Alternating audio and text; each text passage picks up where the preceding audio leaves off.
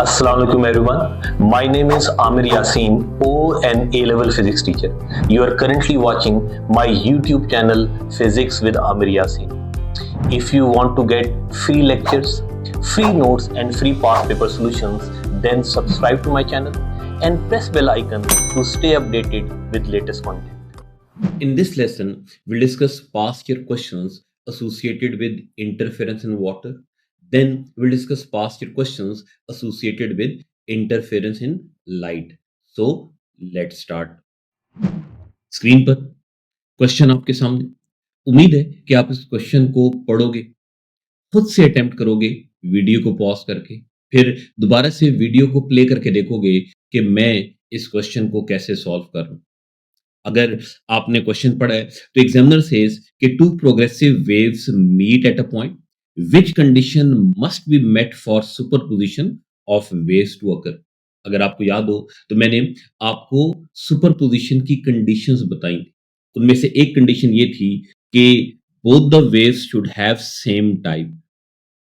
अगर वेव्स की type same होगी तो वेव्स में सुपरपोजिशन प्रोड्यूस होगी, अदरवाइज वेव्स में सुपरपोजिशन प्रोड्यूस नहीं होगी। क्या मतलब है कि अगर एक वेव मैकेनिकल है तो दूसरी भी मैकेनिकल होनी चाहिए, अगर एक वेव नॉन मैकेनिकल है तो दूसरी वेव भी नॉन मैकेनिकल वेव होनी चाहिए। इसी तरीके से अगर एक वेव लॉन्गिट्यूडनल है तो दूसरी भी लॉन्गिट्यूडनल हो, अगर एक वेव ट्रांसवर्स है तो दूसरी भी ट्रांसवर्स हो, यानी कि दोनों वेव्स की टाइप सेम होनी चाहिए। अगर वेव्स की टाइप सेम होगी तो सुपरपोजिशन प्रोड्यूस होगी, अदरवाइज सुपरपोजिशन प्रोड्यूस नहीं होगी। उम्मीद है कि आपने समझ ली। उसके बाद नेक्स्ट क्वेश्चन भी स्क्रीन पर अब आपके सामने। पढ़ो इस क्वेश्चन को, सोचो कि करेक्ट ऑप्शन क्या हो। अगेन अगर आपने क्वेश्चन पढ़ा है, एग्जामिनर सेज कि two waves each with constant amplitude interfere and produce an interference pattern. The pattern has minima at fixed point where the displacement is zero at all the times. Which statement describes the two waves? Examiner कह रहे हैं कि जब waves overlap कर रही हैं तो एक पर्टिकुलर पॉइंट पर through out destructive interference produce हो रही है। Through out destructive interference produce होगी तो रिजल्टेंट वेव का एम्पलीट्यूड थ्रू आउट जीरो होगा ना। आपने करेक्ट ऑप्शन बतानी है। करेक्ट ऑप्शन ऑप्शन ए बनेगी ना। अगर दोनों वेव्स कोहेरेंट होंगी और दोनों वेव्स का एम्पलीट्यूड सेम होगा तब थ्रू आउट रिजल्टेंट वेव का एम्पलीट्यूड जीरो होगा ना फॉर डिस्ट्रक्टिव इंटरफेरेंस। पहली बात, अगर वेव्स कोहेरेंट होंगी तो इंटरफेरेंस प्रोड्यूस होगी, अदरवाइज इंटरफेरेंस प्रोड्यूस नहीं होगी। और फिर रिजल्टेंट वेव का एम्पलीट्यूड तभी जीरो होगा ना जब डिस्ट्रक्टिव इंटरफेरेंस प्रोड्यूस हो। और अगर एम्पलीट्यूड दोनों वेव्स का सेम होगा तो डिस्ट्रक्टिव इंटरफेरेंस के लिए दोनों वेव्स के एम्पलीट्यूड्स को सेपरेट करोगे, रिजल्टेंट वेव का एम्पलीट्यूड जीरो आएगा। तो रिजल्टेंट वेव का एम्पलीट्यूड तभी जीरो होगा जब दोनों वेव्स पहली बात कोहेरेंट होंगी और दूसरी बात दोनों वेव्स का एम्पलीट्यूड सेम होगा। तो करेक्ट ऑप्शन ऑप्शन ए है। उसके बाद नेक्स्ट क्वेश्चन भी अगर आप पढ़ो, देखो कि करेक्ट ऑप्शन क्या हो। अगर आपने क्वेश्चन पढ़ा है, एग्जामिनर सेज कि an outdoor concert has two large speakers beside the stage of broadcasting music. In order to test the speakers, they are made to emit sound of the same wavelength and same amplitude.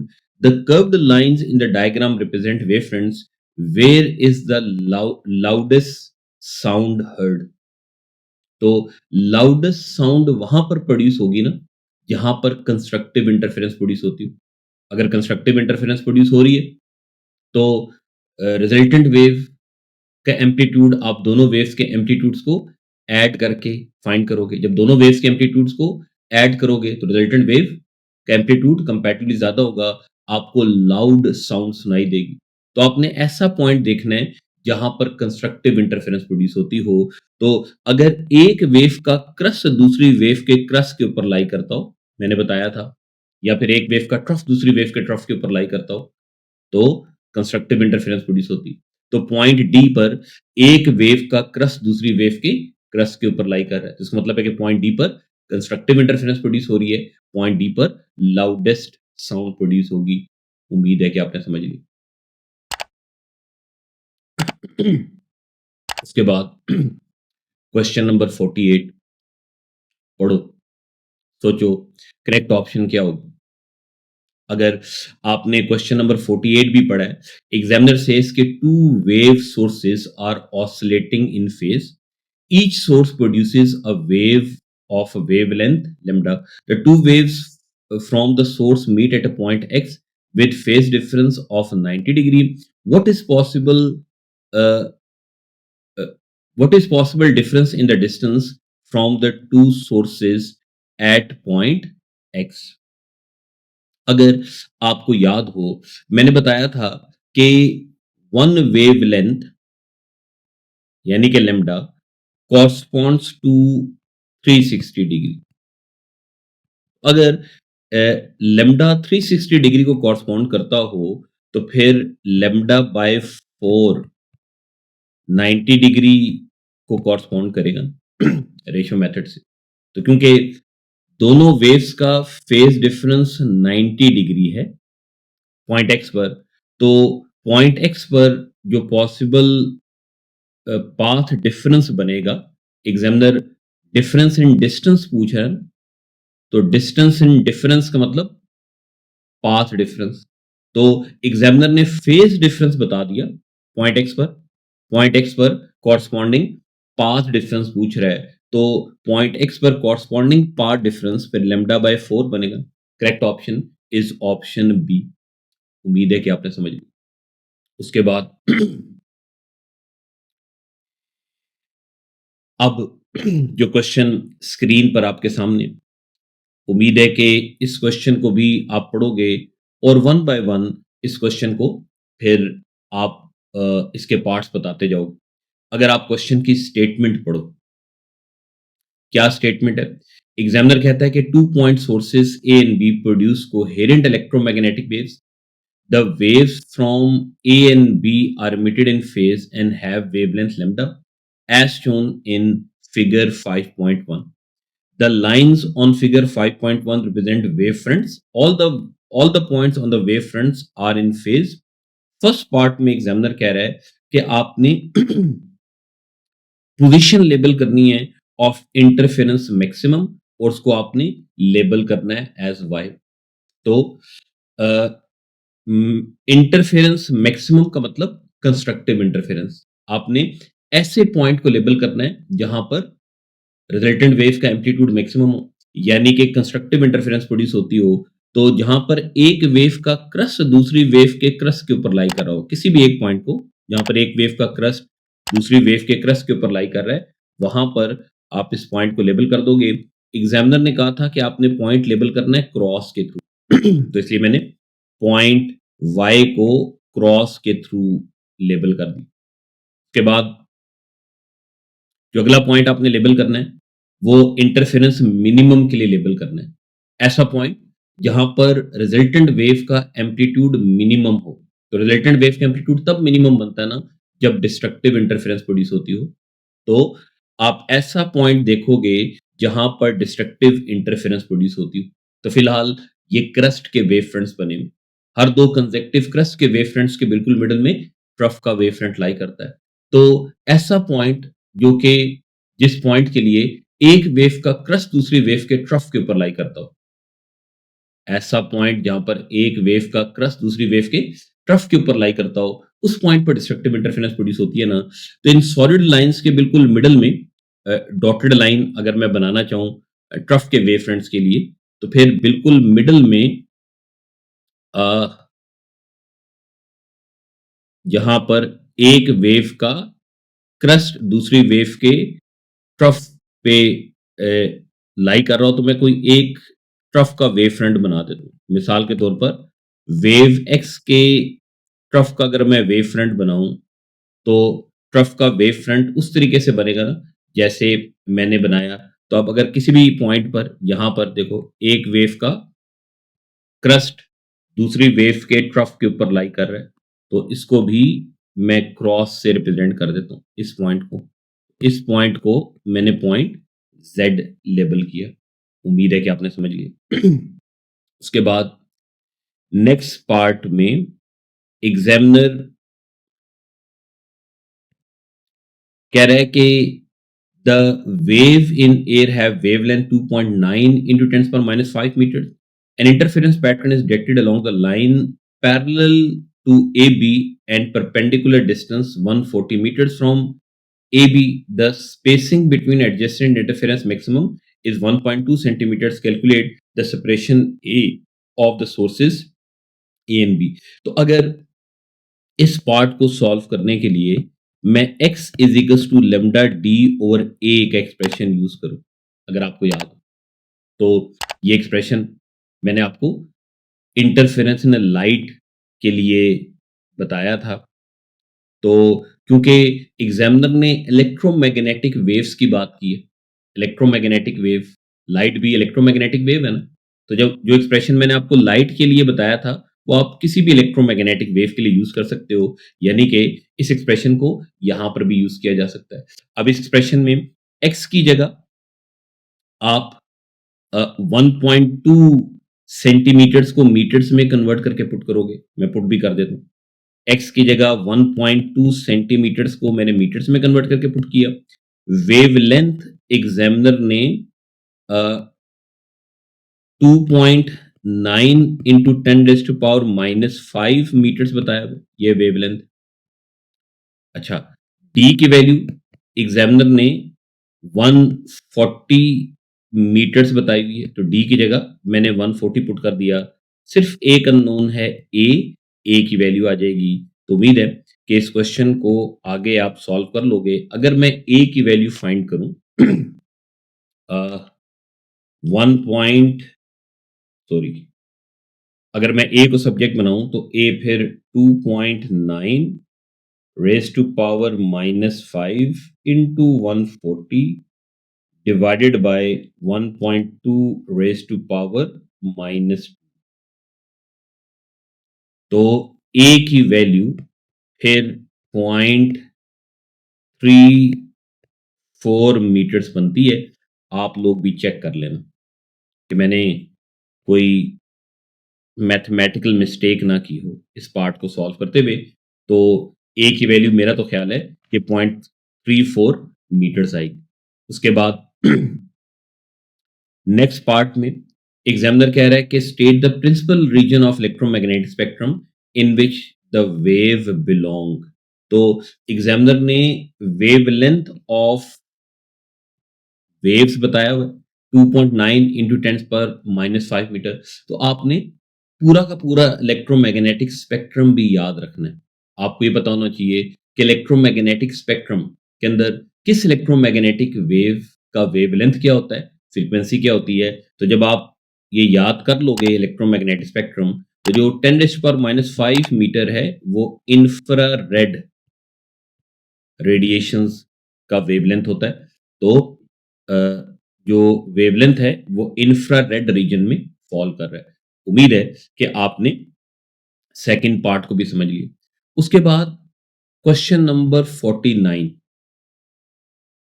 भी वैसा ही question है एक तरह से जैसे हमने पिछला question discuss किया। तो उम्मीद है कि आप इस क्वेश्चन को भी पढ़ोगे और देखोगे फिर कि किस पार्ट को मैं कैसे सॉल्व करूं। अगर आपने क्वेश्चन पढ़ा है तो एग्जामिनर कहता है कि a ripple tank is used to demonstrate the interference of water waves. Two dippers D1 and D2 produce coherent waves that have circular wavefronts as illustrated in figure 1। फिर उसके बाद एग्जामिनर कहता है कि the lines in the diagram represent crest the waves have wavelength of 6 centimetres. तो अगर आपको याद हो तो मैंने आपको बताया था कि रिपल टैंक एक्सपेरिमेंट यूज करके हम यूनिफॉर्म इंटरफेरेंस इन वाटर कैसे प्रोड्यूस कर सकते हैं। उसी सिचुएशन को एग्जामिनर ने भी कंसिडर किया हुआ है। एग्जामिनर कह रहा है कि दो डिपर्स या फिर दो सफेयर्स वाटर में कंटिन्यूसली डिप कर रहे हैं। वाटर सरफेस पर दो वेव्स प्रोड्यूस हुई। दोनों वेव्स को एग्जामिनर ने क्रस्ट के वेव फ्रंट्स के थ्रू डायग्राम में शो किया हुआ है। उसके बाद फर्स्ट पार्ट में एग्जामिनर कह रहा है कि one condition that is required for an observable interference pattern is that waves must be coherent. Describe how apparatus is arranged to ensure that the waves from the dippers are coherent. ये कैसे make sure करोगे कि दोनों differs coherent waves produce करें? तो इसके लिए आप मेक श्योर करोगे कि दोनों डिपर्स का phase difference through out constant रहे। इसके लिए आप करोगे क्या कि दोनों डिपर्स को सेम ऑसिलेटर और सेम मोटर के साथ कनेक्ट करोगे। दोनों डिपर्स को सेम ऑसिलेटर के साथ कनेक्ट करके ऑसिलेटर को मोटर के साथ कनेक्ट कर दोगे।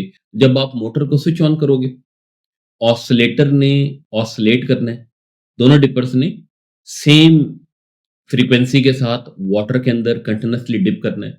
दोनों डिपर्स का phase difference through out constant रहेगा। दोनों डिपर्स कोहेरेंट वेव्स प्रोड्यूस करेंगे। उम्मीद है कि आपने समझ ली। उसके बाद और ये जो मैंने आपको पार्ट A1 का आंसर बताया ना, तो जो मैंने रिपल टैंक एक्सपेरिमेंट की रिपल टैंक एक्सपेरिमेंट का जो लेसन डिस्कस किया था, उसकी वीडियो अगर आप देखते हो तो आपको डिटेल में पता लग जाएगा। मैंने डायग्राम के थ्रू एक्सप्लेन किया हुआ है कि दोनों डिपर्स सेम ऑसिलेटर के साथ आप कैसे कनेक्ट करोगे, ऑसिलेटर को इलेक्ट्रिक मोटर के साथ कैसे कनेक्ट करोगे। जब आप इलेक्ट्रिक मोटर को स्विच ऑन करोगे तो दोनों डिपर्स का फेज डिफरेंस थ्रू आउट कैसे कांस्टेंट रहेगा, दोनों डिपर्स कोहेरेंट वेव्स प्रोड्यूस करेंगे। आप वीडियो में देख सकते हो। उसके बाद सेकंड पार्ट में एग्जामिनर कह रहा है कि state one other condition that must be satisfied by the waves in order for interference pattern to observable. तो ऑब्जर्वेबल इंटरफेरेंस पैटर्न तब प्रोड्यूस होगा जब डिस्ट्रक्टिव इंटरफेरेंस के लिए रिजल्टेंट वेव का एम्पलीट्यूड जीरो हो जाए। डिस्ट्रक्टिव इंटरफेरेंस के लिए रिजल्टेंट वेव का एम्पलीट्यूड जीरो उसी सूरत में हो पाएगा जब दोनों वेव्स का एम्पलीट्यूड सेम हो। तो जो दूसरी कंडीशन आपको सेटिस्फाई करनी है वो ये है कि दोनों वेव्स का एम्पलीट्यूड आपने एग्जैक्टली सेम रखना है। उम्मीद है कि आपने पार्ट ए के दोनों सब पार्ट्स को समझ लिए। उसके बाद पार्ट बी में एग्जामिनर कहता है कि light from a lamp above the ripple tank shines through the water onto a screen below the tank. Describe one way of seeing the illuminated pattern more clearly. ये भी मैंने ripple tank experiment की video में detail में बताया हुआ है कि अगर आपने वाटर में जो इंटरफेरेंस पैटर्न प्रोड्यूस हो रहा है उसको डिटेक्ट करना है तो आप जो ग्लास टेबल होती है रिपल टैंक की, उसके नीचे पेपर शीट प्लेस करते हो। पेपर शीट के ऊपर आप इंटरफेरेंस इन वाटर को ऑब्जर्व करते हो। कैसे कि जो ग्लास टेबल है उसके ऊपर आपने लैंप प्लेस किया होता है। एक्सपेरिमेंट आप डार्क रूम में परफॉर्म कर रहे होते हो। टेबल के ऊपर, ग्लास टेबल के ऊपर आपने लैंप प्लेस किया होता है और ग्लास टेबल के नीचे आपने पेपर शीट प्लेस की होती है। पेपर शीट के ऊपर आप इंटरफेरेंस पैटर्न को ऑब्जर्व कर रहे होते हो। लेकिन अगर आपने इंटरफेरेंस पैटर्न को मोर क्लियरली ऑब्जर्व करना है तो एक डिवाइस होता है जिसको स्ट्रोबोस्कोप बोलते हैं। स्ट्रोबोस्कोप उसके थ्रू आप पैटर्न को फ्रीज करके जो इंटरफेरेंस इन वाटर है उसको पेपर शीट पर ज्यादा क्लियरली देख सकते हो। उम्मीद है कि आपने पार्ट बी को भी समझ लिया। उसके बाद पार्ट सी में एग्जामिनर स्पीड बता रहा है वेव की। एग्जामिनर कहता है कि speed of wave is 0.40 metres per second. Calculate the period of the waves. Time period आपने फाइंड करना है। तो वेव लेंथ देखो गिवन है, ये 6 सेंटीमीटर। स्पीड गिवन है, तो स्पीड ऑफ वेव गिवन है, वेव लेंथ गिवन है, आपने टाइम पीरियड फाइंड करना है। अगर आपके पास फ्रीक्वेंसी ऑफ वेव्स आ जाए फिर टाइम पीरियड फाइंड करना कोई मुश्किल बात नहीं। तो वेव लेंथ और फ्रीक्वेंसी से जो पहला एक्सप्रेशन आपके जेहन में आना चाहिए, वेव लेंथ, फ्रीक्वेंसी और स्पीड से जो पहला एक्सप्रेशन आपके जेहन में आना चाहिए वो v is to f lambda है। फिर अगर मैं f की जगह यहीं पर 1/t पुट कर दूं, फ्रीक्वेंसी 1 और टाइम पीरियड की इक्वल होती है ना। फिर अगर मैं टाइम पीरियड को सब्जेक्ट बनाऊं तो टाइम पीरियड फिर लैम्डा बाय वी के इक्वल आएगा कि नहीं आएगा। तब आपके पास वेव लेंथ भी है, स्पीड भी है, पुट करोगे तो आपके पास टाइम पीरियड आ जाएगा, लेकिन मैं चलो वैल्यूज भी पुट कर देता हूँ। वेवलेंथ की वैल्यू 6 इंटू 10⁻⁻² मीटर्स है। सेंटीमीटर्स को मैंने मीटर्स में कन्वर्ट करके पुट किया, और जो स्पीड है वो 0.4 मीटर्स पर सेकंड है। इसको मैथमेटिकली सॉल्व करोगे, आपके पास टाइम पीरियड आ जाएगा। अगर मैं टाइम पीरियड की वैल्यू फाइंड करूं, 6⁻⁻² डिवाइडेड बाय 0.4, तो आंसर 0.15 सेकंड्स आता है। आप लोग भी इसको चेक कर लेना कि ये आंसर आता है कि नहीं आता। उसके बाद नेक्स्ट पार्ट में एग्जामिनर कह रहा है कि ये चलो फिर मैं डायग्राम को भी सामने आपके ले आऊंगा। पहले पार्ट डी को पढ़ लेते हैं। एग्जामिनर कह रहा है कि figure 1 shows a point x that lies on a crust of wave D1 and midway between the two adjacent currents of wave D2. For wave at point x, state the path difference in centimeters. Point x ये है, उम्मीद है कि अब आपको नजर आ रहा है। तो अगर आप पॉइंट x का पाथ डिफरेंस देखो, ये जो डिस्टेंस है ये 1 2 3 लेमडा बन रहा है, और ये जो डिस्टेंस है जो अब मैं ब्लू लाइन से शो कर रहा हूं, वो 1 2 3 3.5 लेमडा बन रहा है। दो कंसेक्टिव वेव फ्रंट्स का आपस का डिस्टेंस वन वेवलेंथ को रिप्रेजेंट करता है ना। तो अगर आप D1 से काउंट करो तो यहां तक 1 लेमडा 2 लेमडा 3 लेमडा, D1 से x तक का डिस्टेंस 3 लेमडा है, और D2 से x तक का डिस्टेंस 3.5 लेमडा है। तो अब अगर मैं इन दोनों डिस्टेंस की वैल्यूज को सेपरेट कर लूं तो मेरे पास पॉइंट x का पाथ डिफरेंस आ जाएगा। तो पॉइंट x का पाथ डिफरेंस फिर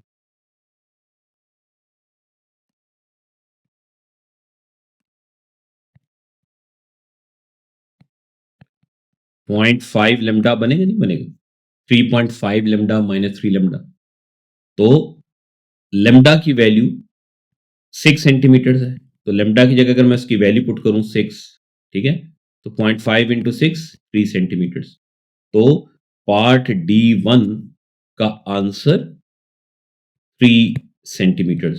पॉइंट एक्स का पार्ट डिफरेंस 3 सेंटीमीटर बन रहा है। उसके बाद एग्जामिनर D2 में कॉरस्पॉन्डिंग फेज डिफरेंस पूछ रहा है पॉइंट एक्स का। तो पिछले क्वेश्चन भी मैंने बताया था कि लेमडा 2 पाई रेडियंस को कॉरस्पॉन्ड करता है। अगर लेमडा 2 पाई रेडियंस को कॉरस्पॉन्ड करता हो तो फिर लेमडा बाई 2 पाई रेडियंस को कॉरस्पॉन्ड करेगा, नहीं करेगा? पाई रेडियंस का मतलब 180 डिग्री। तो फिर क्योंकि पॉइंट एक्स का पाथ डिफरेंस ये देखो 0.5 लेमडा है, तो 0.5 लेमडा या फिर लेमडा बाई 2 का मतलब 180 डिग्री है। तो फिर पॉइंट एक्स का जो फेस डिफरेंस होगा वो 180 डिग्री होगा कि नहीं होगा? उम्मीद है कि आपने समझ ली। उसके बाद पार्ट ई में एग्जामिनर कह रहा है कि on figure 1 draw one line at least 4 centimetre long which joins points which are only maxima for the interference pattern of the interference pattern are observe. तो आपने एंटी नोडल लाइन बनानी है एक तरह से। तो मैंने बताया था बड़ा डिटेल में कि एंटी नोडल और नोडल लाइन कैसे बनाते हैं। तो अगर मैं कोई एक एंटी नोडल लाइन बनाऊं, तो जो मैंने रेड लाइन बनाई है ये एंटी नोडल लाइंस है कि नहीं? ये सारे के सारे एंटी नोड्स में से पास कर रही है। ये लाइन उन पॉइंट्स में से पास कर रही है जहां पर कंस्ट्रक्टिव इंटरफेरेंस प्रोड्यूस हो रही है, रिजल्टेंट वेव का एम्पलीट्यूड मैक्सिमम होगा। उम्मीद है कि आपने समझ ली। उसके बाद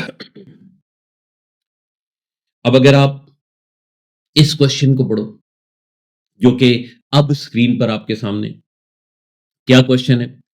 एग्जामिनर कहता है कि in a two source interference experiment light of single frequency is incident on double slit, the light wave emerging from the slits are coherent, what is meant by coherent?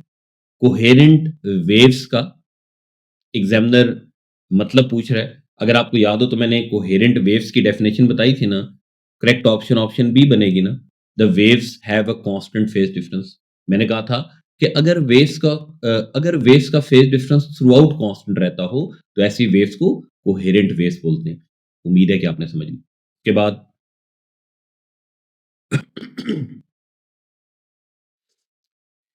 Next question भी screen पर अब आपके सामने। क्या question है? Examiner कहता है कि why can an observable pattern never be obtain between two monochromatic beams of light from two different lengths. ये भी अगर आपको याद हो तो मैंने इंटरफेरेंस इन लाइट का जो लेसन आप लोगों के साथ डिस्कस किया था, पहली बात मैंने ये बताई थी, क्योंकि दो ऑर्डिनरी बल्ब्स की लाइट कोहेरेंट नहीं होती। Option B, the light from two lamps can never be coherent. क्योंकि दो ऑर्डिनरी बल्ब्स की लाइट कोहेरेंट नहीं होती, तो इस वजह से दो ordinary bulb side by side place करके हम uniform interference in light produce नहीं कर सकते। यूनिफॉर्म इंटरफेरेंस इन लाइट का मतलब detectable interference in light, observable interference in light. तो करेक्ट ऑप्शन फिर ऑप्शन बी बनेगी। उसके बाद नेक्स्ट क्वेश्चन अगर आप पढ़ो, एग्जामिनर कह रहा है कि interference fringes are produced on a screen by a double slit interference using light of wavelength 600 nanometer. The fringe separation is 4 millimeter and separation of slits is 0.6 millimeter. What is distance between double slit and the screen? तो जो मैंने आपको Young's double slit experiment explain किया था, उस experiment से related question है। और मैंने कहा था कि इंटरफेरेंस इन लाइट के सारे न्यूमेरिकल क्वेश्चंस इस एक्सप्रेशन से सॉल्व हो जाते हैं। इस एक्सप्रेशन में कौन सी चीज किसको रिप्रेजेंट कर रही है? मैंने बताया था, एक्स फ्रिंज सेपरेशन है, लेमडा वेवलेंथ है, D distance between double slit and screen है, और ए स्लिट सेपरेशन है। तो इस क्वेश्चन में फिर सिर्फ एक अननोन है ना, कैपिटल डी। डी की वैल्यू आ जाएगी, बाकी सारी वैल्यूज हैं। एक्स की वैल्यू एग्जामिनर ने 4 मिलीमीटर बताई हुई है, तो देखो एक्स की जगह मैं उसकी वैल्यू पुट कर रहा हूं 4 मिलीमीटर। ये फ्रिंज सेपरेशन को एक्स से रिप्रेजेंट करते हैं। फ्रिंज सेपरेशन 4 मिलीमीटर है, मिलीमीटर को मैं मीटर में कन्वर्ट करके पुट कर रहा हूं। वेवलेंथ यानी कि लेमडा की वैल्यू एग्जामिनर ने 600 नैनोमीटर बताई हुई है। नैनोमीटर को मैं मीटर में कन्वर्ट करके पुट कर रहा हूं। नैनो 10⁹ के इक्वल होता है ना। डी की वैल्यू मैंने फाइंड करनी है। ए स्लिट सेपरेशन होती है, स्लिट सेपरेशन एग्जामिनर ने 0.6 मिलीमीटर बताई हुई है, तो 0.6 मिलीमीटर को भी मैं मीटर में कन्वर्ट करके पुट कर रहा हूं। तो सिर्फ एक अननोन है डी। डी की वैल्यू आ जाएगी। तो अगर आप डी को सब्जेक्ट बनाकर डी की वैल्यू फाइंड करो, मैं कर देता हूं। अगर आप डी को सब्जेक्ट बनाओ तो 4⁻³ into 0.6⁻³ divided by 600⁻⁻⁹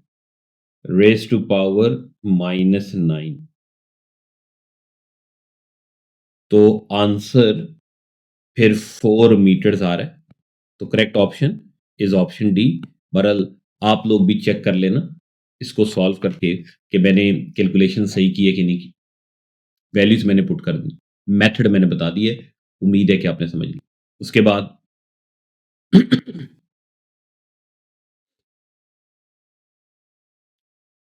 अगला क्वेश्चन अगर आप पढ़ो, एग्जामिनर ने इंटरफेरेंस पैटर्न एक तरह से शो किया हुआ है। एग्जामिनर कह रहा है कि ये ब्राइट फ्रिंजेस हैं, जहां पर मैं टिक लगा रहा हूं ना, रेड टिक, ये ब्राइट फ्रिंजेस। और कितनी ब्राइट फ्रिंजेस हैं? 5 ब्राइट फ्रिंजेस हैं। 5 ब्राइट फ्रिंजेस का टोटल डिस्टेंस एग्जामिनर ने 72 मिलीमीटर बताया। अब ये दो कंसेक्टिव ब्राइट फ्रिंजेस के आपस के डिस्टेंस को फ्रिंज सेपरेशन बोलते हैं ना, एक्स से रिप्रेजेंट करते हैं। फिर अगर मैं 5 ब्राइट फ्रिंजेस का आपस का डिस्टेंस फाइंड करूं तो 5 ब्राइट फ्रिंजेस का जो टोटल डिस्टेंस बनेगा वो 4x बनेगा, नहीं बनेगा? उम्मीद है कि आपको समझ में आ रहा है। तो इसका मतलब है कि इस क्वेश्चन में एग्जामिनर ने 4x की वैल्यू बताई हुई है 72 मिलीमीटर। तो आप x की वैल्यू फाइंड कर लोगे। x की वैल्यू 72/4 मिलीमीटर आ जाएगी, जो भी वैल्यू आएगी। उसके बाद आपने सेपरेशन बिटवीन स्लिट्स फाइंड करनी है, यानी कि आपने a की वैल्यू फाइंड करनी है। तो x is equal to lambda D divide by a से आप अगर a को सब्जेक्ट बनाओ तो a फिर लेमडा डी बाय एक्स के इक्वल आएगा ना। उम्मीद है कि इससे आगे आप इस क्वेश्चन को खुद से अटेम्प्ट कर लो। लेमडा की वैल्यू बताई हुई है, एग्जामिनर ने लेमडा की वैल्यू ये रही 640 नैनोमीटर को मीटर में कन्वर्ट करके पुट करोगे, ठीक है। डी की वैल्यू ये उम्मीद है कि आपको नजर आ रही है 3.5, एग्जामिनर ने बताई हुई है। एक्स की वैल्यू 72 डिवाइड बाय 4 मिलीमीटर को मीटर में कन्वर्ट करके पुट करोगे, सिर्फ एक अननोन है ए की वैल्यू आ जाएगी। उम्मीद है कि आप समझ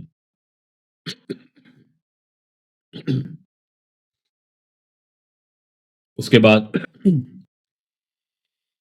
ये क्वेश्चन भी x is equal to lambda D divide by A से सॉल्व होगा। उम्मीद है कि आप खुद से अटेम्प्ट कर लोगे। वैसे ही क्वेश्चन है जैसे मैंने पिछले क्वेश्चंस डिस्कस किए इंटरफेरेंस इन लाइट से रिलेटेड। ये क्वेश्चन भी वैसे ही क्वेश्चन है, x is equal to lambda D divide by A से होगा, लेकिन रेशियो मेथड से होगा। इस क्वेश्चन को मैं चलो जल्दी से सॉल्व कर देता हूं। एग्जामिनर कहता है कि double slit pattern using red light of wavelength 7.0 into 10⁻⁷ meters has fringe separation 3.5 millimetre, ठीक है। तो अगर मैं x is equal to lambda D divide by a use करूं अच्छा, तो यहां पर x की वैल्यू एग्जामिनर ने बताई हुई है, वेवलेंथ गिवन है, अच्छा, और फ्रिंज स्पेसिंग गिवन है, यानी कि x की वैल्यू गिवन है x की वैल्यू 3.5 इंटू 10⁻³ लेमडा की वैल्यू 7 इंटू 10⁻⁻7। डी और ए की वैल्यूज नहीं गिवन, तो अगर मैं डी और ए को सब्जेक्ट बनाऊं तो डी ओवर ए फिर इस सिचुएशन में 3.5 इंटू 10⁻³ डिवाइड बाय 7 इंटू 10⁻⁷ के इक्वल आएगा कि नहीं आएगा। अब अगर यहां तक मैंने अभी क्वेश्चन पढ़ा था, फिर उसके बाद कहता है which fringe spacing would be observed for the same arrangement of operators but using blue light of wavelength 4.5 into 10⁻⁷ metre. तो अब एग्जामिनर न्यू फ्रिंज सेपरेशन पूछ रहा है, ठीक है। तो न्यू फ्रिंज सेपरेशन को मैं x1 कह रहा हूं, न्यू वेवलेंथ को मैं लेमडा 1 कह रहा हूं, क्योंकि अरेंजमेंट सेम है जो पहले थी, तो डी और ए की वैल्यूज वही होंगी जो कि पहले थी। तो इस एक्सप्रेशन को फिर मैं रीअरेंज करके ऐसे लिख सकता हूं, लेमडा 1 इंटू डी और ए अच्छा, लेमडा 1 की जगह उसकी वैल्यू पुट कर दी, न्यू वेवलेंथ 4.5 इंटू 10⁻⁷, और डी और ए की वैल्यू हमने पीछे फाइंड कर ली, उसकी जगह मैं उसकी वैल्यू पुट करूं, डी और ए की जगह 3.5 इंटू 10⁻³ डिवाइड बाय 7 इंटू 10⁻⁷। ये डी ओवर ए की जगह मैंने नेक्स्ट स्टेप में उसकी वैल्यू पुट कर दी ये डी ओवर ए की वैल्यू हमने पहले फाइंड की हुई थी ना, तो सिर्फ एक अननोन है x1 की वैल्यू आ जाएगी। उम्मीद है कि आगे आप इसको मैथमेटिकली सॉल्व कर लोगे और देख लोगे कि करेक्ट ऑप्शन क्या बन रही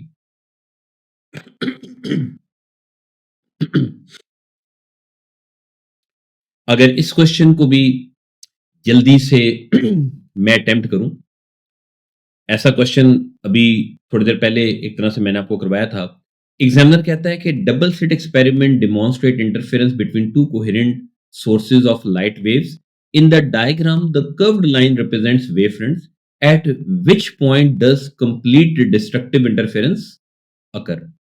तो पॉइंट डी पर फिर सॉरी पॉइंट सी पर डिस्ट्रक्टिव इंटरफेरेंस प्रोड्यूस होगी ना। क्यों? क्योंकि अगर मैं थोड़ा सा बड़ा करके इसको, ये देखो अगर मैं ट्रफ का वेव फ्रंट बीच में बनाऊं, दो कंजेक्टिव क्रस्ट के वेव फ्रंट्स के बिल्कुल मिडल में ट्रफ का वेव फ्रंट बनता है ना, तो पॉइंट सी पर एक वेव का क्रस्ट दूसरी वेव के ट्रफ के ऊपर लाई कर रहा है। फिर पॉइंट सी पर डिस्ट्रक्टिव इंटरफेरेंस प्रोड्यूस होगी, पॉइंट पी पॉइंट सी पर रिजल्टेंट वेव का एम्पलीट्यूड जीरो बनेगा। उम्मीद है कि आपने समझ लिया। उसके बाद क्वेश्चन नंबर 74 इसी तरीके से अगर आप पढ़ो, क्वेश्चन नंबर 74 में एग्जामिनर कहता है कि light of wavelength lambda is emitted from two point sources R and S and falls onto a distant screen. At point P on the screen, the light intensity is zero. What could explain the zero intensity at point P? तो अगर आप सारी की सारी options पढ़ो, अगर अ, दोनों waves का फेज डिफरेंस लेमडा बाय 2, याद है मैंने डिस्ट्रक्टिव इंटरफेरेंस के लिए पॉसिबल 5 डिफरेंस बताए थे। पॉइंट पी पर क्योंकि रिजल्टेंट वेव का एम्पलीट्यूड जीरो है, इसका मतलब है कि पॉइंट पी पर डिस्ट्रक्टिव इंटरफेरेंस प्रोड्यूस हो रही, और डिस्ट्रक्टिव इंटरफेरेंस के लिए पॉसिबल पार्ट डिफरेंस मैंने ऐसे बताए थे ना, 0.5 lambda, 1.5 lambda, 2.5 lambda, 3.5 lambda and so on. तो पॉइंट पी पर पार्ट डिफरेंस अगर 0.5 लेमडा हो और दोनों वेव्स इन फेज प्रोड्यूस होती हैं, अगर दोनों वेव्स इन फेज प्रोड्यूस हो रही हैं और पार्ट डिफरेंस 0.5 लेमडा हो, तो फिर पॉइंट पी पर डिस्ट्रक्टिव इंटरफेरेंस प्रोड्यूस होगी, रिजल्टेंट वेव का एम्पलीट्यूड जीरो होगा। तो correct option is option D. उम्मीद है कि आपने समझ लिया। उसके बाद ये क्वेश्चन भी जो स्क्रीन पर अब आपके सामने x is equal to lambda D divide by A से हो जाएगा, सिंपली उसके अंदर वैल्यूज पुट करोगे, you will get the answer. उसके बाद जो अगला क्वेश्चन है, अगर आप इस क्वेश्चन को पढ़ो, एग्जामिनर सेज कि light of single wavelength is incident normally on a double slit, the slit separation can be varied, a screen is placed a fixed distance away from double slit, the screen and double slit are parallel, the pattern of bright interference fringes is observed on the screen, which graph shows the variation of separation x of bright fringes with the still separation of a। तो gain अगर मैं यहीं पर मैं लिख रहा हूं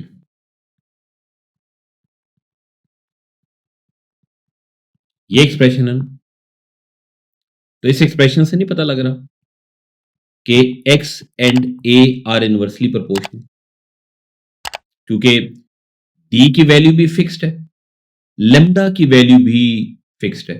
ये देखो उसने कहा कि screen is placed at a fixed distance from the double slit, यानी कि d की वैल्यू फिक्स्ड है, ठीक है, और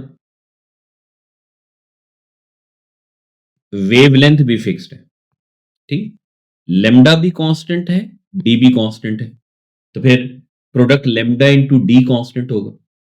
तो अगर आप प्रोडक्ट लेमडा इंटू डी को इक्वेशन में से रिमूव करो, तो इसका मतलब है कि आप कांस्टेंट को रिमूव कर रहे होगे, कांस्टेंट को रिमूव करोगे, इक्वलिटी रिमूव हो जाएगी, उसकी जगह प्रोपोर्शनैलिटी आ जाएगी। तो इसका मतलब है कि x and A R inversely proportional, जब दो चीजों के दरमियान इनवर्स प्रोपोर्शनैलिटी हो तो उनका ग्राफ कर्व बनता है विद डिक्रीजिंग ग्रेडियंट। तो इस एक्सप्रेशन से ना सिर्फ हमें यह पता लग रहा है कि ग्राफ कर्व बनेगा विद डिक्रीजिंग ग्रेडियंट, बल्कि ये भी पता लग रहा है कि ए के इंक्रीज करने से एक्स डिक्रीज होगा। फिर करेक्ट ऑप्शन ऑप्शन ए बन रही है। पहली बात, ग्राफ कर्व होना चाहिए विद डिक्रीजिंग ग्रेडियंट, और दूसरी बात, ए के इंक्रीज करने से एक्स को डिक्रीज होना चाहिए। फिर करेक्ट ऑप्शन ऑप्शन ए बनेगी ना। उम्मीद है कि आपने समझ ली। उसके बाद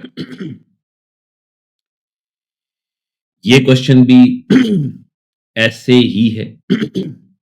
अगर आप पढ़ो, एग्जामिनर कह रहा है कि monochromatic light is incident on a pair of narrow slits a distance of 0.1 millimeter apart.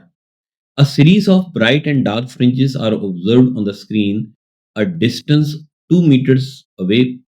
The distance between adjacent bright fringes is 8 millimeter. What is path difference between the light wave from the two slits that meet at a second order dark fringe? अगर आपको याद हो, तो जब मैंने interference in light discuss की थी, तो मैंने हर एक ब्राइट फ्रिंज, हर एक डार्क फ्रिंज का पाथ डिफरेंस लेबल करके दिया था। हर एक ब्राइट, हर एक डार्क फ्रिंज का ना सिर्फ पाथ डिफरेंस लेबल करके दिया था, बल्कि कॉरस्पॉन्डिंग फेज डिफरेंस भी लेबल करके दिया था। बताया था कि किसी भी ब्राइट फ्रिंज, किसी भी डार्क फ्रिंज का अपने पाथ डिफरेंस बताना हो डायरेक्टली, फेज डिफरेंस बताना हो, कैसे बताओगे? अगेन, अगर आपको नहीं याद आ रहा, तो पिछली वीडियो में जो मैंने इंटरफेरेंस इन लाइट वाला टॉपिक डिस्कस किया है, वहां पर जाकर देख लो, आपको समझ में आ जाएगा।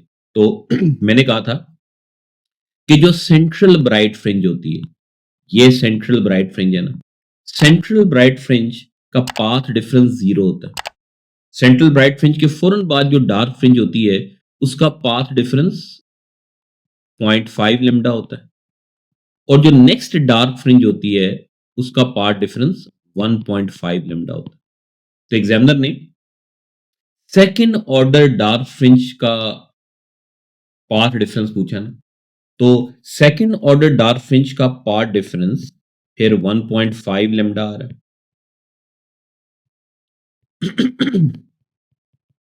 ठीक है। अब अगर हमें लेमडा की वैल्यू पता लग जाए, तो लेमडा की वैल्यू मैं यहां पर पुट करके पाथ डिफरेंस की न्यूमेरिकल वैल्यू फाइंड कर लूंगा। अब लेमडा की वैल्यू मैं कैसे फाइंड कर सकता हूं? ये ऐसे, x is equal to lambda D divide by A से। ठीक है। तो अगर मैं लेमडा को सब्जेक्ट बनाऊं, तो या चलो डायरेक्टली वैल्यूज पुट करके लेमडा फाइंड कर लेते हैं। एक्स की वैल्यू एग्जामिनर ने 8 मिलीमीटर बताई हुई है। मिलीमीटर को मैं मीटर में कन्वर्ट करके पुट कर रहा हूं। लेमडा फाइंड करना है। डी की वैल्यू एग्जामिनर ने 2 मीटर्स बताई हुई है, और ए की वैल्यू एग्जामिनर ने 0.1 मिलीमीटर बताई हुई है। 0.1 मिलीमीटर को भी मैंने मीटर में कन्वर्ट करके पुट किया।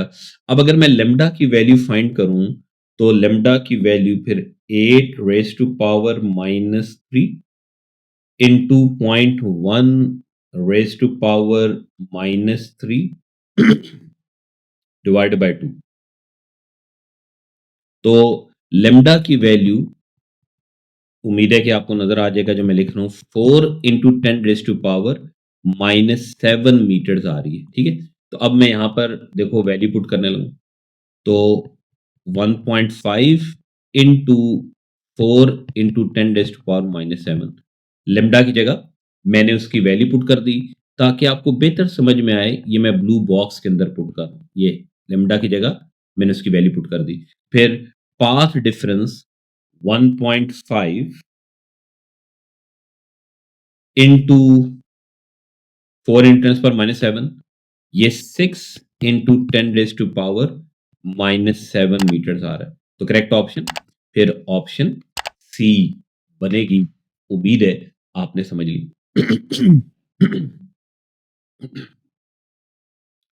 उसके बाद अगर आप इस क्वेश्चन को पढ़ो, क्वेश्चन नंबर 49 को, सॉरी 59 को, अगर आपने क्वेश्चन पढ़ा है, तो एग्जामिनर कह रहा है कि पॉइंट एक्स पर डिस्ट्रक्टिव इंटरफेरेंस प्रोड्यूस हो रही है। ठीक है। तो पॉइंट एक्स का पॉसिबल, सॉरी, पॉइंट एक्स पर डिस्ट्रक्टिव इंटरफेरेंस प्रोड्यूस हो रही है। इस इक्वेशन के लिए एग्जामिनर ने 4 ऑप्शंस दी हुई हैं, पूछ रहा है कि कौन सी ऑप्शन करेक्ट है।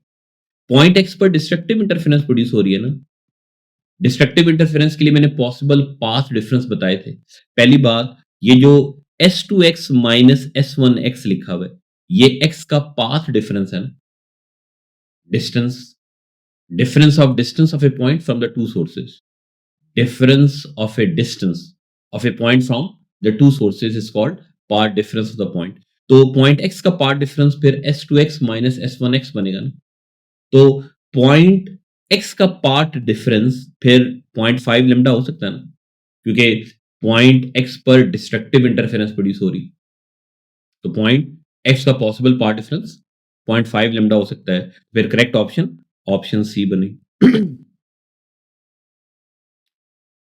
अगर आपने क्वेश्चन समझे, अगर मैं कहूं कि पॉइंट एक्स पर कंस्ट्रक्टिव इंटरफेरेंस प्रोड्यूस हो रही है, तो फिर सोच सकते हो कि पॉइंट एक्स का पॉसिबल पार्ट डिफरेंस क्या बनता, सोचना।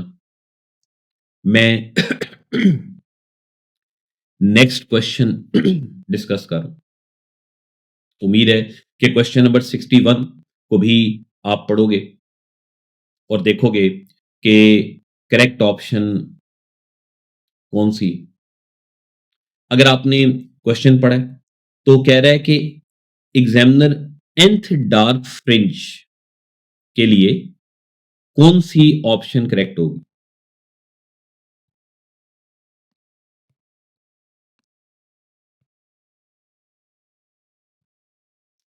पॉइंट पी पर अगर n डार्क फ्रिंज प्रोड्यूस होती हो तो इसके लिए करेक्ट ऑप्शन क्या होगी, यानी कि विच equation is correct for all the positive values of n, तो करेक्ट ऑप्शन फिर ऑप्शन सी बनेगी। क्यों, क्योंकि अगर आप ऑप्शन सी में पहली बात अगेन p का पाथ डिफरेंस ये s2p माइनस s1p, p का पाथ डिफरेंस है, पॉइंट p का पाथ डिफरेंस को ऐसे लिखा जा सकता है ना, s2p minus s1p।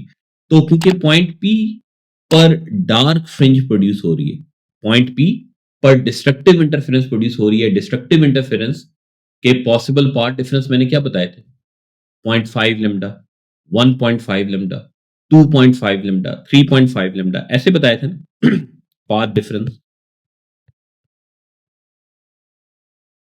For destructive interference, ऐसे बताए थे ना, 0.5 lambda, 1.5 lambda, 2.5 lambda and so on. तो अगर आप n की जगह 1/1 पहले 1 पुट करो तो फिर ये वैल्यू आ जाएगी, n की जगह 2 पुट करो ये वैल्यू आ जाएगी, n की जगह 3 पुट करो ऑप्शन सी में तो अगली वैल्यू आ जाएगी। फिर ऑप्शन सी में पार्ट डिफरेंस उस तरीके से बन रहे हैं ना जिस तरीके से मैंने बताए थे फॉर डिस्ट्रक्टिव इंटरफेरेंस, तो फिर करेक्ट ऑप्शन ऑप्शन सी बनेगी। उम्मीद है कि आपने समझ ली। उसके बाद अगर आपको याद हो तो मैंने आपको चेंजेस इन इंटरफेरेंस पैटर्न भी बताई थी। मैंने बताया था कि किस चीज को चेंज करने से इंटरफेरेंस पैटर्न के अंदर कैसे क्या चेंज आती है, वही चीज एग्जामिनर एक तरह से क्वेश्चन नंबर 63 में ही पूछ रहा है। अगर आप क्वेश्चन नंबर 63 पढ़ो, एग्जामिनर कहता है कि which change to the operators will increase the fringe spacing, fringe spacing या fringe separation को x से रिप्रेजेंट करते हैं ना, lambda d by a के इक्वल होती। तो आपने x की वैल्यू को इंक्रीज करना है, तो अगर आप p की वैल्यू को सॉरी q की वैल्यू को डिक्रीज करते हो, यहां पर q a को रिप्रेजेंट कर रहा है ना, तो अगर आप q को डिक्रीज करते हो तो इसका मतलब है कि आप a को डिक्रीज कर रहे हो, और अगर आप a को डिक्रीज करो तो फिर बताओ कि x इंक्रीज होगा कि नहीं होगा। q a को रिप्रेजेंट कर रहा है सिचुएशन में, तो अगर आप q को डिक्रीज करोगे x इंक्रीज होगा, तो करेक्ट ऑप्शन फिर ऑप्शन बी बनेगी। उम्मीद है कि आपने समझ ली। उसके बाद ये क्वेश्चन भी ऐसे ही है। अगर आप पढ़ो क्वेश्चन को, एग्जामिनर कहता है कि which would increase the distance between the fringes, यानी कि अगेन आपने x की वैल्यू को इंक्रीज करना है। ये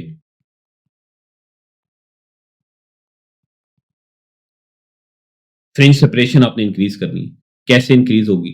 तो अगर आप डिस्टेंस बिटवीन लाइट सोर्स और स्लिट इंक्रीज करते हो, कोई फर्क नहीं पड़ेगा। Increasing distance between slits and screen, option B. अगर आप डबल स्लिट्स और स्क्रीन के दरमियान डिस्टेंस यानी कि डी की वैल्यू को इंक्रीज करते हो, तो फिर फ्रिंज सेपरेशन इंक्रीज हो जाएगी। तो करेक्ट ऑप्शन ऑप्शन बी बनेगी। उम्मीद है कि आपने समझ ली। इसी तरीके से ये क्वेश्चन भी ऐसे ही है। उम्मीद है कि इस क्वेश्चन को पढ़ के आप खुद से अटेम्प्ट कर लोगे और इसकी करेक्ट आंसर बता दोगे। उसके बाद मैं कुछ थ्योरी से रिलेटेड क्वेश्चंस अब डिस्कस करने लगूँ, इंटरफेरेंस इन लाइट से रिलेटेड। क्वेश्चन नंबर 107 के फर्स्ट पार्ट में एग्जामिनर कह रहा है कि state principle of superposition. Principle of superposition की स्टेटमेंट मैंने बताई थी क्या, कि when two waves overlap while passing through the same medium at the same time, then resultant wave is produced in the medium. Displacement of resultant wave is equal to the algebraic sum of the displacements of the two waves. इस तरीके से आप principles of superposition की statement लिख दोगे part A के answer के लिए। उसके बाद पार्ट बी अगर आप पढ़ो, उम्मीद है कि स्टेटमेंट आपसे पढ़ी जा रही है। वैसे ही बड़ा सिंपल क्वेश्चन है। अब तो आपको देखते साथ पता लग जाना चाहिए कि इस क्वेश्चन को आप कैसे सॉल्व करोगे। पार्ट बी को ऐसे x is equal to lambda D divide by A से सॉल्व कर लोगे, नहीं कर लोगे? उम्मीद है कि जितने भी मैंने क्वेश्चंस इंटरफेरेंस एंड लाइट से रिलेटेड आप लोगों के साथ डिस्कस किए, जितने भी क्वेश्चंस मैंने इस लेसन में सॉल्व किए, आपको समझ में आ गई होगी कि इंटरफेरेंस एंड लाइट के सारे questions x is equal to lambda D divide by A से सॉल्व हो जाते हैं। तो अगर इंटरफेरेंस एंड लाइट से रिलेटेड क्वेश्चन आए, इस इक्वेशन को सोचो, इस एक्सप्रेशन को यूज करो, इस एक्सप्रेशन से आंसर आ जाएगा। मिसाल के तौर पर इस क्वेश्चन में भी पार्ट बी में आपने जो लेमडा की वैल्यू फाइंड करनी थी, इस एक्सप्रेशन से आ जाएगी, नहीं आ जाएगी? उम्मीद है कि वैल्यूज पुट करके आप खुद से लेमडा की वैल्यू फाइंड कर लो। कैसे? x की जगह ये 1.7 मिलीमीटर को मीटर में कन्वर्ट करके पुट करोगे, ये x की वैल्यू है। d की जगह 1.9 मीटर पुट करोगे, ये d की वैल्यू है। a की जगह 0.65 मिलीमीटर को मीटर में कन्वर्ट करके पुट करोगे, तो सिर्फ एक अननोन है लेमडा, आपके पास लेमडा की वैल्यू आ जाएगी। उसके बाद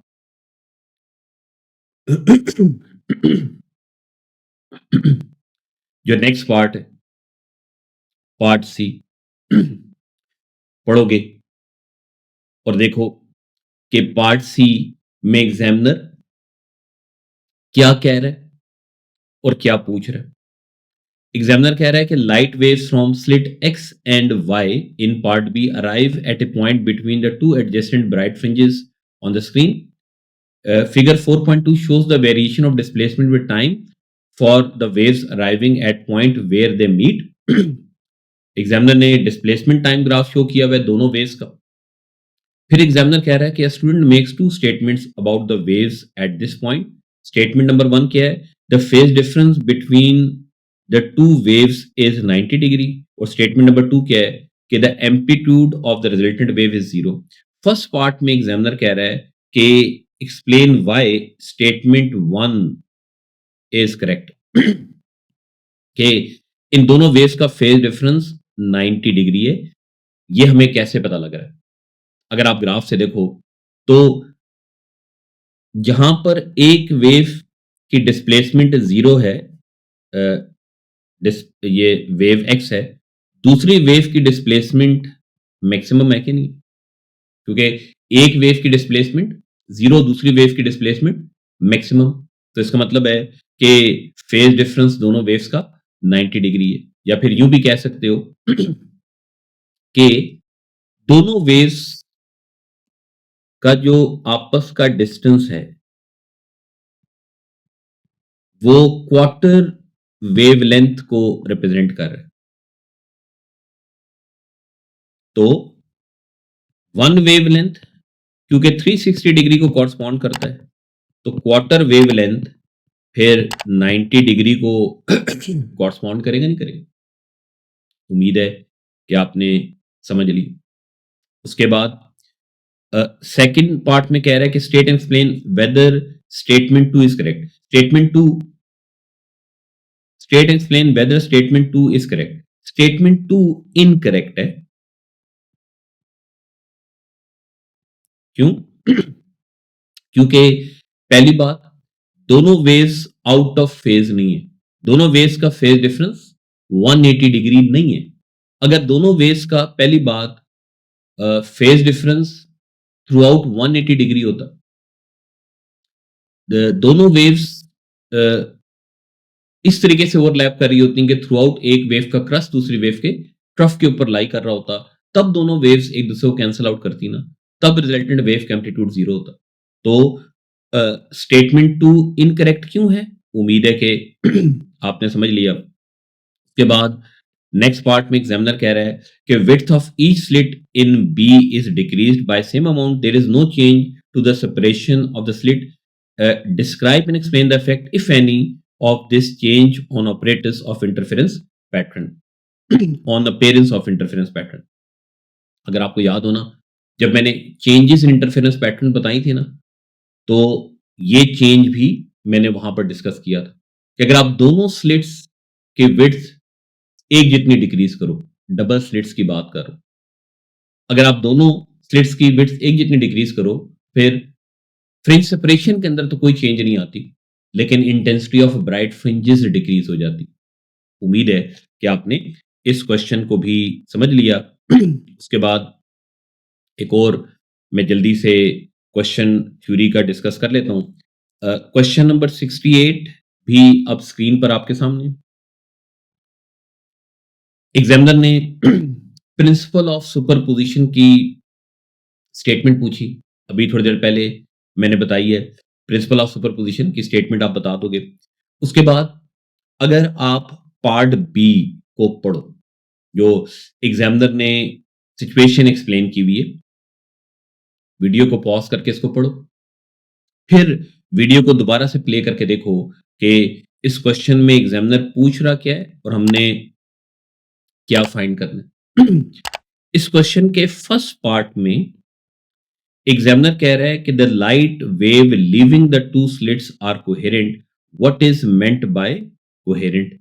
तो कोहेरेंट वेव्स की डेफिनेशन इससे पहले भी आज के लेसन में मैंने बताई है, और जब मैंने टॉपिक डिस्कस किया था कोहेरेंट वेव्स की डेफिनेशन मैंने बताई थी। मैंने कहा था कि अगर वेव्स का phase difference through out constant रहता हो, ऐसी वेव्स जिनका phase difference through out constant रहता हो, ऐसी वेव्स को कोहेरेंट वेव्स बोलते हैं। उसके बाद नेक्स्ट पार्ट में एग्जामिनर कह रहा है state the phase difference between the two waves meeting at point Q. तो जो पॉइंट क्यू है वो ये है, और पॉइंट क्यू पर ब्राइट फ्रिंज बन रही है। ये सेंट्रल ब्राइट फ्रिंज है, ये नेक्स्ट ब्राइट फ्रिंज है।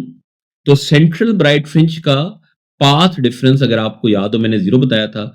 नेक्स्ट ब्राइट फ्रिंज का पाथ डिफरेंस मैंने लेमडा बताया था।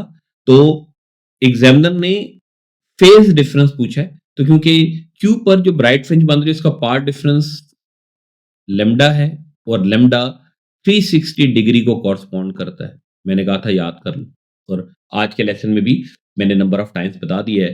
तो क्यू पर जो फेज डिफरेंस बनेगा वो 360 डिग्री बनेगा। उसके बाद नेक्स्ट पार्ट में एग्जामिनर पाथ डिफरेंस पूछ रहा है एट पॉइंट पी। ये पॉइंट पी है। तो जो सेंट्रल ब्राइट फ्रिंज होती है उसके फौरन बाद जो डार्क फ्रिंज होती है उसका पाथ डिफरेंस 0.5 लेमडा, और जो अगली डार्क फ्रिंज होती है उसका पाथ डिफरेंस 1.5 लेमडा। फिर पी पर क्योंकि डार्क फ्रिंज प्रोड्यूस हो रही है, तो पी पर जो पाथ डिफरेंस बनेगा वो 1.5 लेमडा बनेगा। अगेन पाथ डिफरेंस कितना है?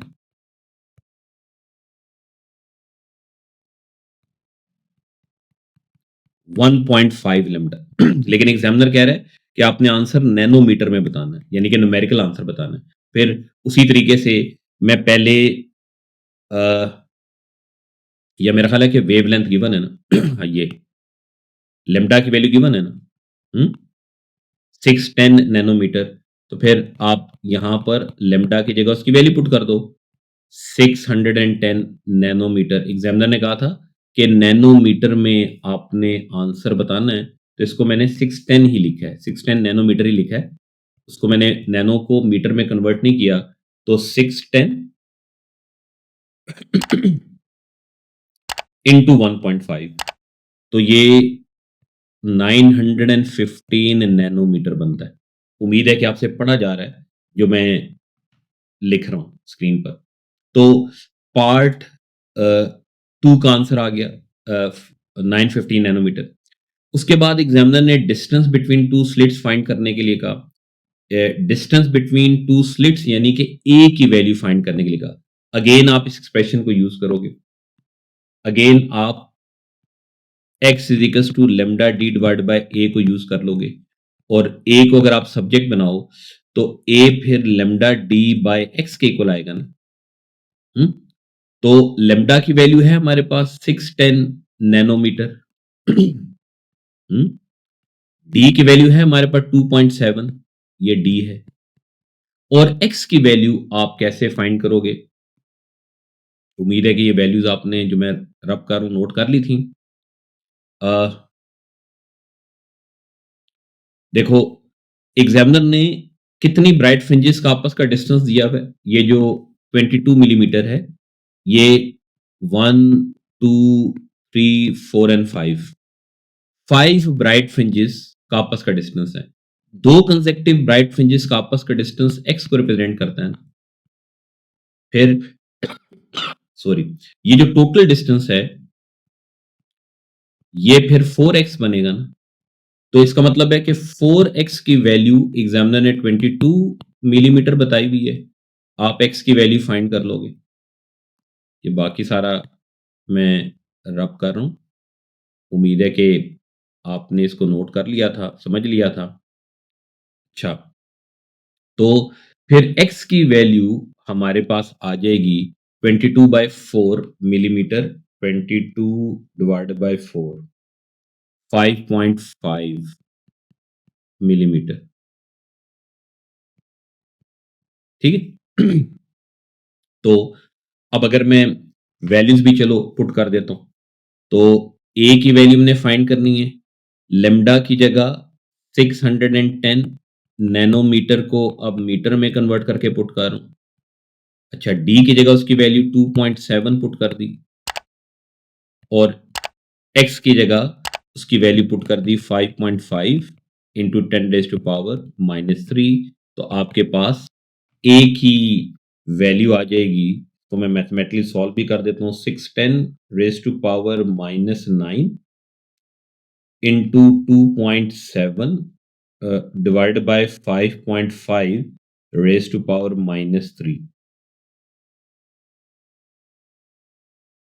610⁻⁹ into 2.7 divided by 5.5⁻³ तो ये मेरा जो आंसर आ रहा है 2.9 इंटू 10⁻⁻⁴ आ रहा है। आप लोग भी चेक कर लेना कि मैंने कोई कैलकुलेशन में मिस्टेक नहीं की, सिंपली आपने वैल्यूज पुट करनी थी। अच्छा, उसके बाद ये मैंने पार्ट 3 को सॉल्व कर लिया। पार्ट 4 में कह रहा है कि a higher frequency of visible light is now used. State and explain the change in the separation of fringe in the separation of fringes. तो ये एक्सप्रेशन है ना, lambda D divide by a. ठीक है, तो जब आप फ्रीक्वेंसी इंक्रीज कर रहे हो, हायर फ्रीक्वेंसी यूज कर रहे हो ना, तो according to v to f lambda, हाँ, अगर आपने फ्रीक्वेंसी इंक्रीज की ये फ्रीक्वेंसी जब आप इंक्रीज कर रहे हो तो वेवलेंथ डिक्रीज हो जाएगा ना। हाँ, तो जब आप वेवलेंथ डिक्रीज करोगे तो फिर एक्स की वैल्यू डिक्रीज हो जाएगी नहीं हो जाएगी? पहली बात एग्जामिनर ने इनडायरेक्टली बताया ना कि आपने वेवलेंथ डिक्रीज किया, तो पहली बात फ्रिंज सेपरेशन डिक्रीज हो जाएगी। और उसने खाली फ्रिंज सेपरेशन का ही पूछा है मेरा ख्याल है। अगर वो इंटेंसिटी की बात करता साथ ही साथ, फिर हम इंटेंसिटी भी बता देते। अ, आपने फ्रीक्वेंसी इंक्रीज की है तो intensity of bright fringes increase हो जाएगी और एक्स की वैल्यू डिक्रीज हो जाएगी, लेकिन उसने खाली एक्स की वैल्यू पूछी थी, तो आप कहोगे कि एक्स की वैल्यू डिक्रीज हो जाएगी पार्ट 4 में। पार्ट 5 में कह रहा है the intensity of light incident on double slit is now increase without alterating its frequency. Compare the appearance of the fringes after this change with their appearance before this change. आपने intensity of light increase कर दी है, लेकिन आपने frequency change नहीं की। तो frequency change नहीं की तो ना तो लेमडा चेंज हो रहा है, ना ही डी चेंज हो रहा है, ना ही एक्स चेंज हो रहा है। सॉरी, ना ही लेमडा चेंज हो रहा है, ना ही डी चेंज हो रहा है, ना ही ए चेंज हो रहा है, तो एक्स चेंज नहीं होगा। फ्रिंज सेपरेशन के अंदर कोई चेंज नहीं आएगी, लेकिन क्योंकि आपने इंटेंसिटी इंक्रीज की तो ब्राइट फ्रिंजेस की इंटेंसिटी भी इंक्रीज हो जाएगी, क्योंकि आपने लाइट की इंटेंसिटी इंक्रीज की है, पीछे से आने वाली लाइट की इंटेंसिटी इंक्रीज की है। पार्ट 5 में एग्जामिनर ये कह रहा है। फिर जो ब्राइट फ्रिंजेस हैं, स्क्रीन पर जो इंटरफेरेंस पैटर्न प्रोड्यूस हो रहा होगा, ब्राइट फ्रिंजेस की इंटेंसिटी भी इंक्रीज हो जाएगी। उम्मीद है कि आपने समझ ली। उसके बाद ये क्वेश्चन भी वैसे ही है जैसे पिछला क्वेश्चन था। तो उम्मीद है कि आप इस क्वेश्चन को खुद से अटेम्प्ट कर लोगे। बिल्कुल वैसा ही क्वेश्चन है जैसे मैंने बताया था।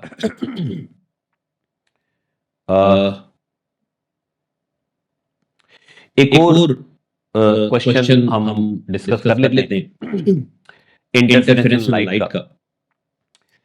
लास्ट क्वेश्चन है। फर्स्ट पार्ट में एग्जामिनर कह रहा है state 3 conditions required for maxima to be formed in an interference pattern produced by the two sources of microwave.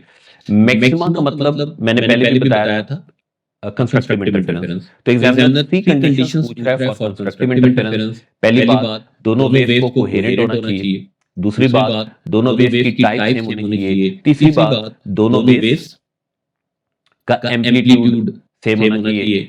Exactly same ना भी हो तब भी कंस्ट्रक्टिव इंटरफेरेंस प्रोड्यूस हो जाएगी, लेकिन उम्मीद है कि आपने तीनों कंडीशन समझ ली।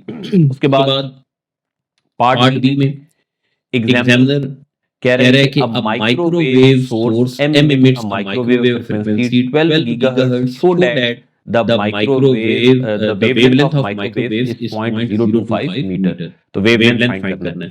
तो फ्रीक्वेंसी स्पीड इनटू वेवलेंथ की इक्वल होती है। अच्छा, क्योंकि एग्जामिनर ने माइक्रोवेव की बात की, तो माइक्रोवेव इलेक्ट्रोमैग्नेटिक वेव है। सारी इलेक्ट्रोमैग्नेटिक वेव्स की स्पीड ऑफ लाइट की इक्वल होती है। तो v की जगह मैंने स्पीड ऑफ माइक्रोवेव पुट कर दी। फ्रीक्वेंसी 12 गीगाहर्ट्ज है। गीगा 10⁻12 की इक्वल होता है। सिर्फ एक अननोन है लैम्डा। लैम्डा की वैल्यू 0.025 मीटर आनी चाहिए। यही एग्जामिनर ने बोला हुआ था। पार्ट बी उम्मीद है कि आपने समझ लिया। उसके बाद पार्ट सी को उम्मीद है कि आप पढ़ोगे स्टेटमेंट और खुद से अटेम्प्ट करोगे इस पार्ट को भी, और फिर देखोगे कि मैं इस पार्ट को कैसे सॉल्व कर रहा हूं। पार्ट सी में एग्जामिनर कह रहा है कि state the variation in the reading of microwave detector as it moves slowly along the line from O to P। अच्छा, अगर आप पॉइंट P का पाथ डिफरेंस फाइंड करो, मैं शॉर्ट करके लिख रहा हूं इधर। पाथ डिफरेंस को मैं PD लिखूंगा। अच्छा, पाथ डिफरेंस तो वो 0.90 माइनस 0.75 यानी कि 0.15 मीटर के इक्वल आएगा। 0.90 में से 0.75 को माइनस करो 0.15, तो ये पाथ डिफरेंस की न्यूमेरिकल वैल्यू आई। अब अगर मैं path difference in terms of lambda find करना चाहूँ, इसको तो अगर मैं वेवलेंथ से डिवाइड डिवाइड करूँ, करूं, ठीक ठीक है, है, तो तो 0.15 डिवाइडेड बाय 0.025 ये 6 लैम्डा आ रहा है। तो पॉइंट पी का पार्ट डिफरेंस 6 लैम्डा बन रहा है, और ये जो O है इस पर आपको सेंट्रल कंस्ट्रक्टिव इंटरफेरेंस मिल रही थी। सेंट्रल कंस्ट्रक्टिव इंटरफेरेंस का पार्ट डिफरेंस मैंने 0 बताया था, ताकि आपको ये क्लियरली नजर आ जाए। तो मैं रेड पेन से लिख देता हूँ, ये पार्ट डिफरेंस 0.2 का और पॉइंट पी का 6 लैम्डा, ठीक है।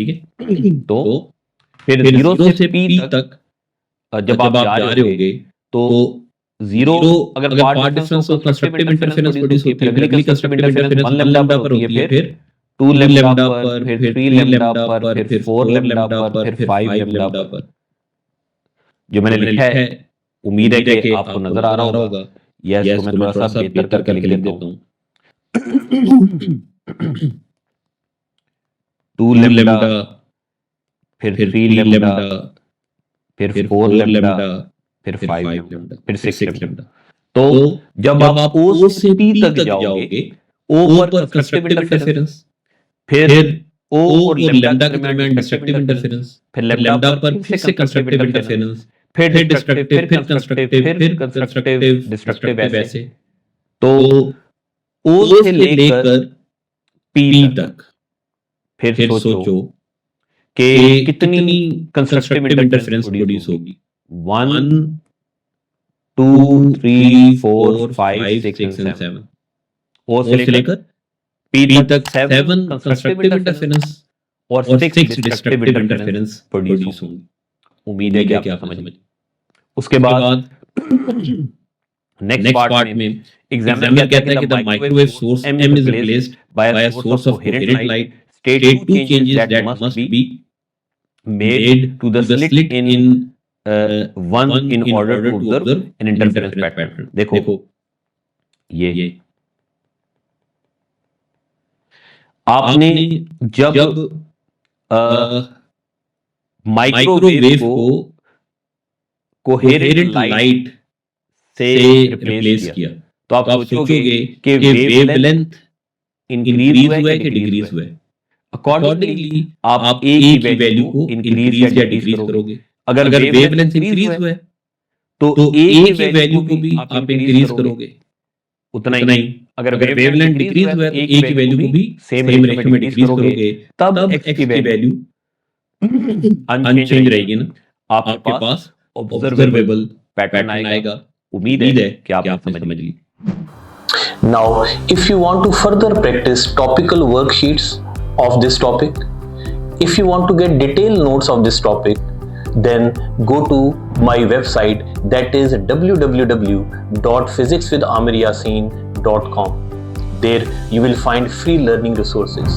Click on free learning resources, then click on IGCSE O levels, AS or A2. There you will find notes for all the chapters, all the topics. You will find topical worksheets of all the chapters, all the topics. You will find past papers and you will find syllabus and much more. Practice these things, you will easily get A and A star grade.